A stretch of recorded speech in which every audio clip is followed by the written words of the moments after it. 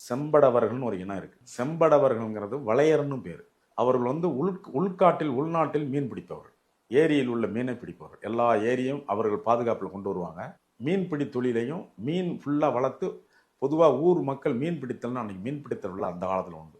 ஆமாம். அதனால அந்த மீன் பிடித்தல் விழாவுக்கு இவங்க தான் செம்படவர்கள் தான் அம்மனை வழிபட்டு எல்லாரும் நீங்கள் மீன் பிடிக்கலாங்கிறதுக்கு வேட்டி விசிறுவாங்க. வேட்டி விசிறுனா அவங்க தான் சிக்னல் கொடுக்குறது. இதெல்லாம் பண்டைய கால நாகரிகம். அதுக்கு செம்படவர்கள் உள்நாட்டு மீன் பிடிக்கிறவர்கள்.